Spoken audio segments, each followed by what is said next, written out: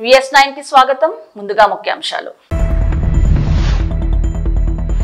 100 కోట్ల సహాయం ఆదాని నుండి రేవంత్ ఎందుకు తీసుకున్నాడో ప్రజలకు చెప్పాలి. కేంద్ర మంత్రి కిషన్ రెడ్డి డిమాండ్. వాలంటీర్లను కూటమి ప్రభుత్వం ఆదుకోవాలి. CPI Ramakrishna demand. ధనవంతుల అక్రమ నిర్మాణాలు కూల్చివేసే ధైర్యముందా? హైడ్రాను నిలదీసిన హైకోర్టు. గెలిచిన 6 నెలల్లో కూటమి ప్రభుత్వం చేసిందేమీ లేదు. వైసీపీ నాయకులను వేధించాం తప్ప మాజీ మంత్రి ఆర్కే రోజా. 100 కోట్ల సహాయం అదాని నుండి రేవంత్ ఎందుకు తీసుకున్నాడో ప్రజలకి చెప్పాలని కేంద్ర మంత్రి కిషన్ రెడ్డి డిమాండ్ చేశారు. రేవంత్ రెడ్డిని, రాహుల్ గాంధీని నేను డిమాండ్ చేస్తున్నా, ఆదాని మీద ఎలాంటి ఆధారాలతో, సాక్ష్యాలతో ప్రధాని మోదీ జేపీసీ వేయాలో దేశ ప్రజలు ముందే చెప్పాలి. భారత ప్రభుత్వం పొరపాటు చేసిందని కాంగ్రెస్ పార్టీ నిరూపిస్తుందా అంటూ ప్రశ్నించారు కిషన్ రెడ్డి. ఆదాని విషయం మాట్లాడేటువంటి నైతిక హక్కు రేవంత్ రెడ్డికి లేదు.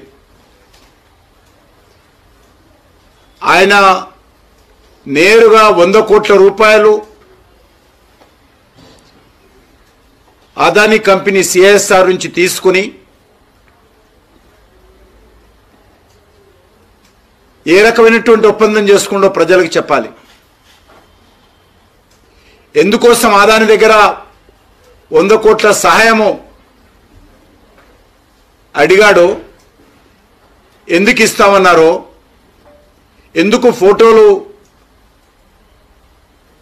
కలిసి దిగారో ప్రజలకు చెప్పాల్సినటువంటి అవసరం ఉంది.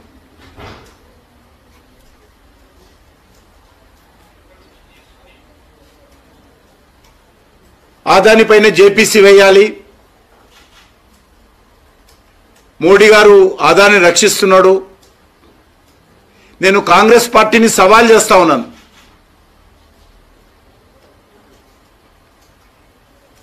అది రేవంత్ రెడ్డి కానీ, రాహుల్ గాంధీ కానీ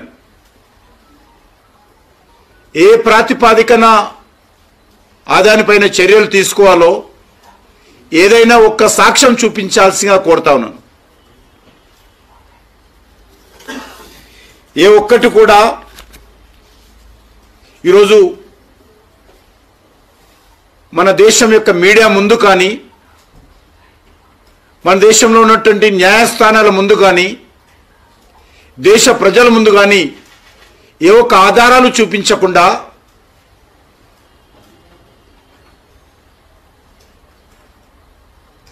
గత పార్లమెంట్ ఎన్నికల్లో, ఇటీవల జరిగినటువంటి ఎన్నికల్లో వరుసగా ప్రజా వ్యతిరేకతతో విశ్వాసం కోల్పోయి వరుసగా గత 10 సంవత్సరాలుగా అనేక ఎన్నికల్లో ఓటమి పాలవుతూ ఈరోజు మళ్ళీ ఆదాని మాట మాట్లాడడం చాలా విడ్డూరంగా ఉంది. ఏ ఒక్కటైనా భారత ప్రభుత్వం పొరపాటు చేసిందని, భారత ప్రభుత్వము అవకతవకలకు పాల్పడిందని ఈరోజు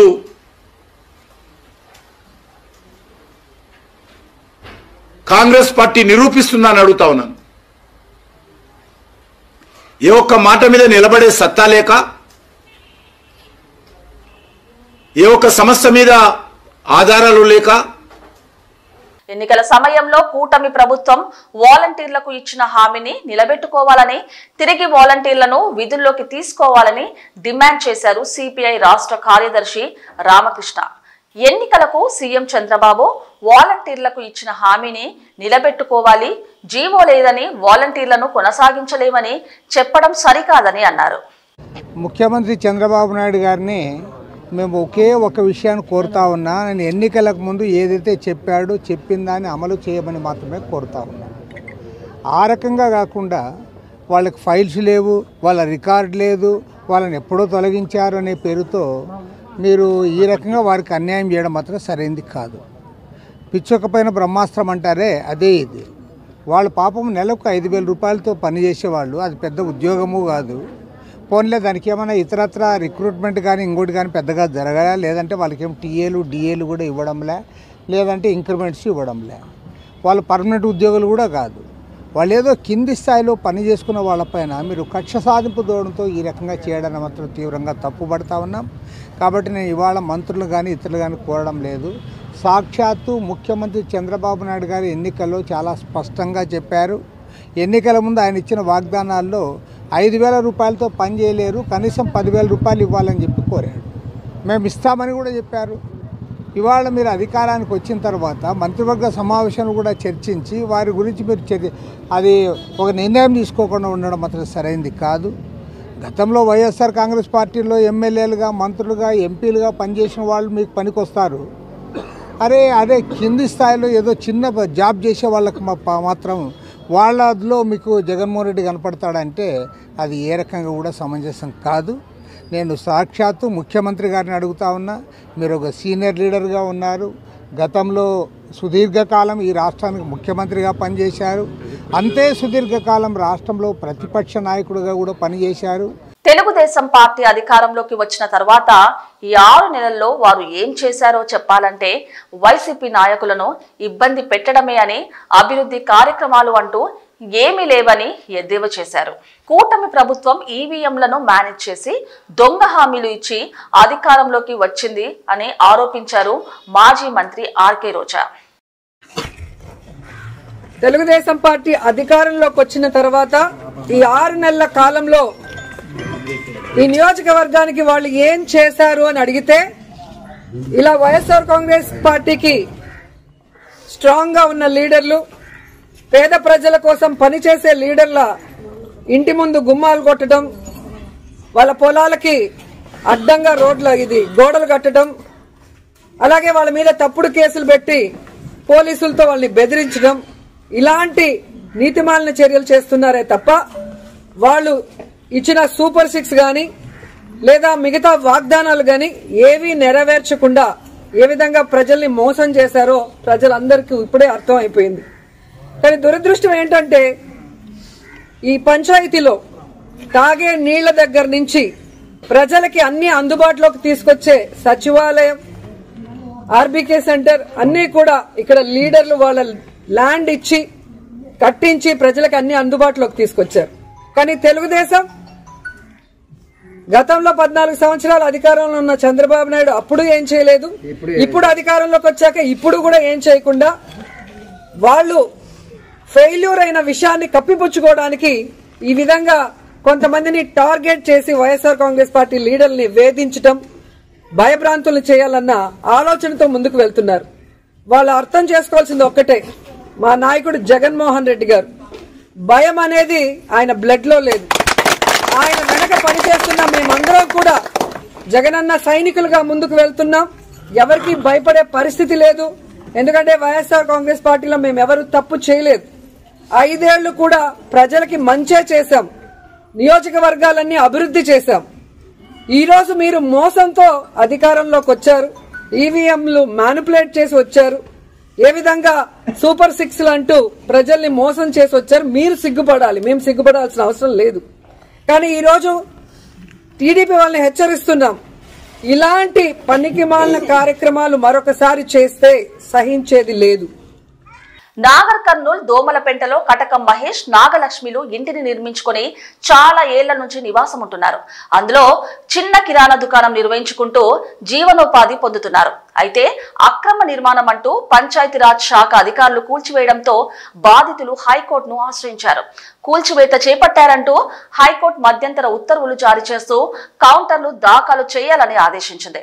ఈ ఉత్తర్వులుండగానే ఇంటిని కూల్చేయడంతో మహేష్, నాగలక్ష్మిలు కోర్టు ధిక్కరణ పిటిషన్లు దాఖలు చేశారు. దీంతో నిర్మాణ పంచాయతీ కార్యదర్శి సొంత ఖర్చుతో పునరుద్ధరించుకోవాలని, పరిహారం, శిక్ష గురించి తర్వాత పరిశీలిస్తామంటూ విచారణ వాయిదా వేసిన కోర్టు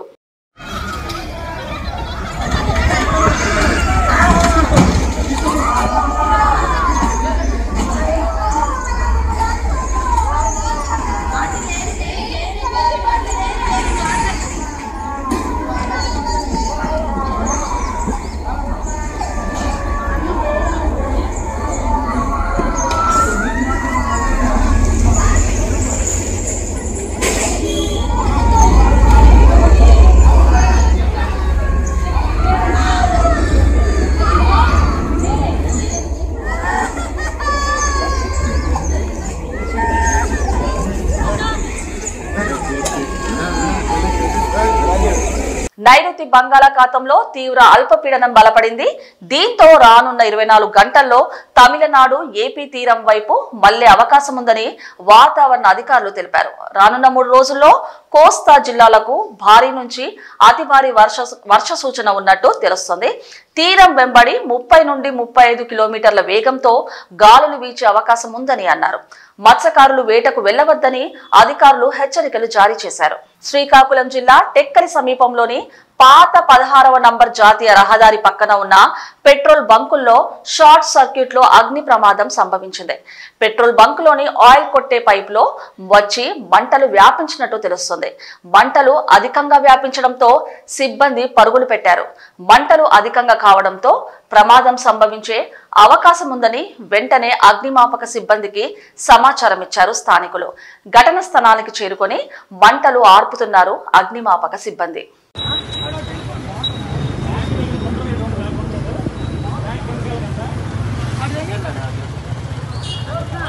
విజయవాడ ఇంద్రకీలాద్రిపై శ్రీ దుర్గా మల్లేశ్వర దేవస్థానంలో భవానీ దీక్షల విరమణలు ఈ నెల 21వ తేదీ నుంచి ప్రారంభమవుతాయి. భవానీ దీక్షల విరమణ నేపథ్యంలో అధికారులు భక్తులకు ఎటువంటి ఇబ్బందులు తలెత్తకుండా అన్ని ఏర్పాట్లు చేస్తున్నారు.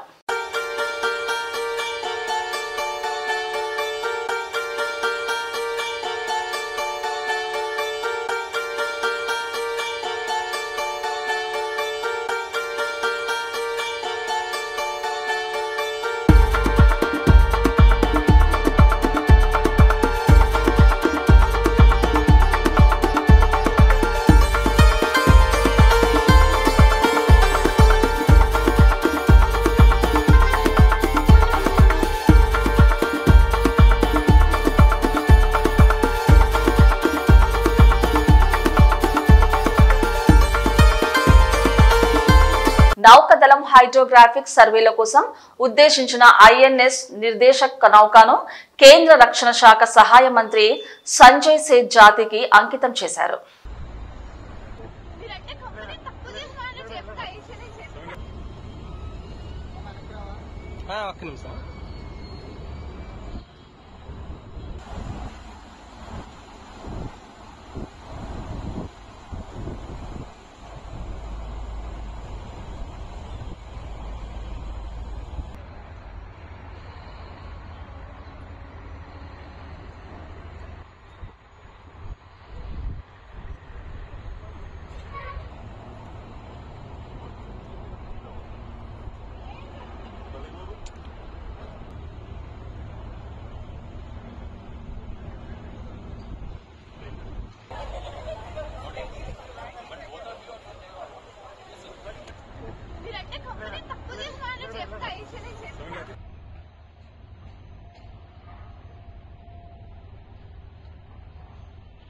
సహచర నటిని వేధించినట్టు వచ్చిన ఫిర్యాదు ఆధారంగా ప్రముఖ యూట్యూబర్ బెహరా ప్రసాద్ పై కేసు నమోదు చేసి జూబ్లీహిల్స్ పోలీసులు అరెస్ట్ చేశారు. బాధితురాలు ఇచ్చిన ఫిర్యాదు మేరకు పలు సెక్షన్లకు కేసు నమోదు చేసిన పోలీసులు ప్రసాద్ ను కోర్టుకు హాజరుపరచగా కోర్టు అతనికి 15 రోజుల డిమాండ్ విధించింది. మోండా మార్కెట్ లో ఉదయం పూజా సామాగ్రి దుకాణంలో ఉదయం 4 గంటలకు ఏర్పడిన మంటలను 3 ఫైర్ ఇంజన్లతో ఆర్పివేయడం పెను ప్రమాదం తప్పిందని స్థానికులు ఊపిరి పీల్చుకున్నారు. అప్పటికే 4 దుకాణాలకు మంటలు వ్యాప్తి చెంది భారీ ఆస్తి నష్టం సంభవించింది. చాలా మంటల నుండి నిప్పు రవ్వ పడి ప్రమాదం జరిగి ఉంటుందని పోలీసులు అనుమానిస్తున్నారు. ఈ ప్రమాదం పగటిపూట జరిగి ఉంటే భారీ ఆస్తి ప్రాణ నష్టం జరిగి ఉండేదని వారు తెలిపారు. ఫైర్ సేఫ్టీ అధికారులు మాట్లాడుతూ మాకు సమాచారం అందిన 5 నిమిషాల్లో ఇక్కడికి చేరుకున్నట్టు తెలిపారు. 5 దుకాణాలలో మంటలు ఏర్పడ్డాయని చెప్పారు. చాలా ఇరుకైన ప్రాంతం కావడంతో మంటలు ఆర్పడానికి చాలా కష్టపడాల్సి వచ్చిందని అన్నారు. ఎవరికీ ఎటువంటి ప్రమాదం జరగలేదని వెల్లడించారు.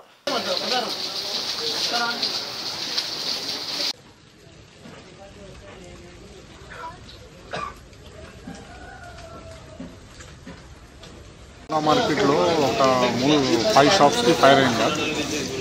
దీంట్లో 3 కొబ్బరి బండ షాప్ ఉంది, ఒక పేపర్ ప్లేట్ షాప్ ఉంది, ఒకటి కిరాణా షాప్ ఉంది. ఇది 5 షాప్స్లో ఫైర్ అయింది. ఇప్పుడు పూర్తిగా కంట్రోల్ అయింది fire. Cause of fire I think electric origin. Last particulars under investigation ఉంది. No casualties and no injuries in this fire. ఎన్ని ఫైర్ ఇంజన్స్ తోటి? 3 ఫైర్ ఇంజన్స్ అటెండ్ చేసినాం ఫైర్లో. ఫస్ట్ సికింద్రాబాద్, స్నారికల్ and Gandhi out post water bowser చేసినాం. ఏంటంటే main road మీద బండి నిలబడి అక్కడి నుంచి హౌస్ పైప్ వేసిన, హౌస్ పైప్ వేసి ఫైర్ స్పాట్కి రీచ్ అయినా. చాలా కంజెస్టెడ్ ఏరియా ఇది, కొద్దిగా సందం ఉంది. ఇక్కడ వాళ్ళు మాకు కంట్రోల్ రూమ్కి మెసేజ్ ఇచ్చిన, ఫోన్ చేసిన ఇట్లా ఫైర్ అవుతుంది అని. అప్పుడే మాకు ఫైర్ కాల్ వచ్చిన కంట్రోల్ నుంచి 5 మినిట్స్లో మేము రీచ్ అయినాం ఫైర్ స్పాట్. సంగారెడ్డి జిల్లా పటంచర్ పోలీస్ స్టేషన్ పరిధి చిట్కుల్ గ్రామ పరిధిలోని వడ్డెర కాలనీలో డీఎస్పీ రవీందర్ రెడ్డి ఆధ్వర్యంలో కార్డన్ సర్చ్ నిర్వహించారు. పటంచర్ సబ్ డివిజన్ పరిధిలో ఉన్న 8 మంది సిఐలు, 20 మంది ఎస్ఐలు, 100 మంది సబ్ కానిస్టేబుల్స్, స్పెషల్ ఫోర్స్ సిబ్బందితో గట్టి బందోబస్తు మధ్య నిర్బంధ తనిఖీలు నిర్వహించారు. ప్రతి ఇంట్లో వారిని వారి ఆధార్ కార్డుతో వారి ప్రొఫైల్ తనిఖీలు చేశారు. ఈ కర్డన్ సర్చ్ ముఖ్య ఉద్దేశం ఏమిటంటే ఎలాంటి నేర సంబంధిత అవకతవకలకు పాల్పడ్డ ఎవరైనా పాత నేరస్తులు ఉన్నా వాళ్ళను బైండ్ ఓవర్ చేయడము. ఈ తనిఖీల్లో సరైన పత్రాలు లేని 60 బైకులు, 3 కార్లు, 10 ఆటోలు సీజ్ చేశామని డీఎస్పీ రవీందర్ రెడ్డి మీడియాకు తెలిపారు. ఈ చిట్కూలు వడ్డెర బస్తీ కాలనీలో CCP అంటే కమ్యూనిటీ కాంటాక్ట్ ప్రోగ్రామ్ కండక్ట్ చేయడం జరిగింది. అంటే సంగారెడ్డి నుంచి కూడా స్పెషల్ పార్టీ, మరి ప్లస్ మా డివిజన్ ఫోర్స్ అంతా ఒక 8 మంది ఎస్ఐలు, ఒక 8 మంది ఇన్స్పెక్టర్లు, ఒక 20 మంది ఎస్ఐలు, ఒక 100 మంది కానిస్టేబుల్స్ తోటి ఈ కార్డన్ సర్చ్ కూడా అంటాం దీన్ని కండక్ట్ చేయడం జరిగింది. అది దాని ముఖ్య ఉద్దేశం ఏంటంటే క్రైమ్ ప్రివెన్షన్, అంటే నేరాలు జరగకుండా ఎవరైనా ఇక్కడ నేరస్తులు కానీ ఉన్నట్టయితే వాళ్ళు మనము గుర్తించడం కోసమని, అదేవిధంగా వెహికల్స్ కానీ ఇల్లీగల్ వెహికల్స్ కానీ, అంటే డాక్యుమెంట్స్ లేకుండా కానీ మనం దొంగతనం చేసిన వెహికల్స్ కానీ ఉంటాయేమన్న ఉద్దేశంతో మనం చేసాం. దానిలో భాగంగా ఒక 70 వెహికల్స్ను సీజ్ చేయడం జరిగింది. అందులో ఒక 60 మోటార్ సైకిల్స్ ఉన్నాయి, ఒక 3 కార్సు, ఒక 10 ఆటో అండ్ ఏసీస్ కలిపి ఉన్నాయి. కేంద్ర హోంమంత్రి అమిత్ షా పార్లమెంట్ లో అంబేద్కర్ ను అవమానించడానికి వ్యతిరేకిస్తూ నాంపల్లిలోని జనసమితి కార్యాలయం ముందు అమిత్ షా దిష్టి బొమ్మను దహనం చేసిన తెలంగాణ జనసమితి నాయకులు, కార్యకర్తలు. భారత రాజ్యాంగబద్ధంగా ఎన్నికైన హోంమంత్రి పదవిలో ఉండి అంబేద్కర్ గురించి అవమానంగా మాట్లాడడం సిగ్గుచేటు. అగ్రకుల అహంకారంతో అమిత్ షా ఈ విధంగా మాట్లాడారు. అంబేద్కర్ ను అవమానించిన అమిత్ షా వెంటనే క్షమాపణ చెప్పాలి. నరేంద్ర మోదీ వెంటనే హోంమంత్రి అమిత్ షాను మంత్రివర్గం నుండి తప్పించాలి. అమిత్ షా భారత ప్రజలకు, అంబేద్కర్ కు క్షమాపణ చెప్పకపోతే తెలంగాణ జనసమితి ఆధ్వర్యంలో పెద్ద ఎత్తున రాష్ట్ర వ్యాప్తంగా ఆందోళనలు చేపడతామని హెచ్చరించారు. అంబేద్కర్ పై అమిత్ షా వ్యాఖ్యలను, రాజ్యాంగ నిర్మాత అంబేద్కర్ పై అమిత్ షా వ్యాఖ్యలను రాజీనామా చేయాలి అమిత్ షా వెంటనే, రాజీనామా చేయాలి అమిత్ షా వెంటనే, భద్రం చేయాలి అమిత్ షాను మంత్రివర్గం నుంచి, భద్రం చేయాలి అమిత్ షాను మంత్రివర్గం నుంచి, భద్రం చేయాలి అమిత్ షాను మంత్రివర్గం నుంచి, కాపాడాలి భారత రాజ్యాంగాన్ని, పరిరక్షించుకుందాం భారత రాజ్యాంగాన్ని, పరిరక్షించుకుందాం భారత రాజ్యాంగాన్ని. అహంకారి అమిత్ షా రాజీనామా చేయాలి అమిత్ షా వెంటనే.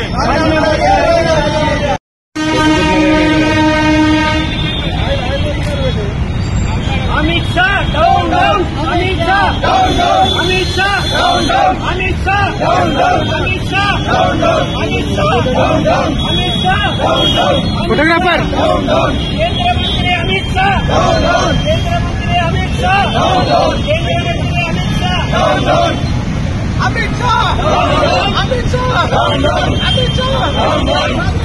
Amit Shah!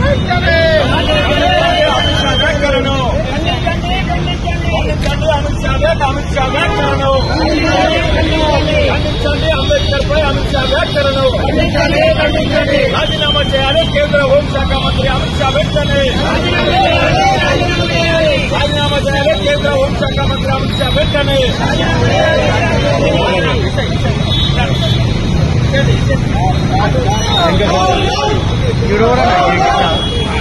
Is Sadan PS పరిధిలో ఉన్న మదనపేట చౌరస్తాలో ఉన్న వుడ్ వర్క్ అండ్ వెల్డింగ్ షాప్లలో మంటలు ఎగిసిపడ్డాయి. అటుగా వెళ్తున్న స్థానికులు గమనించి పోలీసులకు సమాచారం అందించారు. స్పాట్ కి వచ్చిన పోలీసులు అగ్నిమాపక సిబ్బంది మంటలు అదుపు చేసే ప్రయత్నాలు చేస్తున్నారు. అగ్ని ప్రమాదానికి గల కారణాలు తెలియాల్సి ఉంది. మదనపేట తిరిగి దగ్గర ఫైర్ అవుతుందని మెసేజ్ రావడానికి Malakpet fire vehicle turn out అయింది. ఇక్కడ సిచ్యువేషన్ చూసి అదర్ 3 ఫైర్ స్టేషన్ నుంచి వెహికల్స్ తెప్పించడం జరిగింది. మొగలపుర, కత్పుర, ముస్లింబాద్. ప్రజెంట్ అయితే ఫైర్ కంట్రోల్లో ఉంది. ఫైర్ కారణం షార్ట్ సర్క్యూట్ అనుకుంటున్నాము. Loss of property under estimation మొత్తం ఫైర్ కంట్రోల్ అయిన తర్వాత అప్పుడు అంచనా కట్టడం జరుగుతుంది. ప్రస్తుతానికి ఫైర్ కంట్రోల్లో ఉంది. 4 బళ్ళు టర్న్ అవుట్ అయ్యాయి. మలకపేట, ముస్లింబాద్ అండ్ చంద్రాయనగూడ. 4:30 మనకు ఫైర్ కాల్ వచ్చింది. 4:35-40 కానీ మొదట మలకపేట బండి వచ్చింది. ఇక్కడ ఫైర్ అందుబాటు లాస్ అండర్ ఎస్టిమేషన్ ఇప్పుడు చెప్పలేము. కంట్రోల్ అయిన తర్వాత మేనేజ్మెంట్తో మాట్లాడి ఎంత అవుతుందని చెప్పి ఇంకోటి షార్ట్ సర్క్యూట్ అనుకుంటున్నాం. ఎర్లీ అవర్స్ కదా షార్ట్ సర్క్యూట్. मेरा नाम Anjari Dey, fire station incharge officer, fire station Malakpet से बात करता हूँ। 4:30 बजे को फायर कॉल आया. कंट्रोल हमारा फायर कंट्रोल रूम से आया. आने के बाद हमारा गाड़ी पहले टर्न आउट करके इधर आया. होने के बाद देखे तो पूरा ज़्यादा फायर दिख रहा है. तो 4 और 3 गाड़ी को मंगाया. पूरा 4 गाड़ी को पूरा मिलके काम करे. अभी पूरा कंट्रोल हो गया. अभी लास्ट भी अंडर इन्वेस्टिगेशन में है. कितना लॉस होगा हमको अभी नहीं मालूम सकते. और शॉर्ट सर्किट तो सोच रहा हूँ, फिर बाद में इन्वेस्टिगेशन में मालूम होता. टोटल कितनी गाड़ियाँ लगी? 4 गाड़ी आया. हमारा गाड़ी मिलके 4 गाड़ी आया. किधर से आया? एक मलकपेट का है, बाकी चंद्रायनगुट्टा और मुगलपुरा और मुशीराबाद का गाड़ी आया. 4 गाड़ियाँ मिलके पूरा काम कर गया. सबका नाम क्या था? सुपर फाइन नाम बोल के है. हमारा EDF साहब आया, षणमुखराव साहब सारू सुपरवाइजर्स में पूरा का लोगों काम करके आया. और Mogalpura station fire officer GV Reddy साहब भी आया, जी वेंकट रेड्डी साहब भी पूरा काम मिलके काम कर रहे हैं. ठीक है. लॉस कितना हुआ? अभी बोलने की नहीं है, कई को बोले तो पूरा कितना होगा हमको भी नहीं मालूम होता ना. देख पूरा काम होने के बाद बोलेंगे. ఇది ఈనాటి ముఖ్యాంశాలు. చూస్తూనే ఉండండి న్యూస్.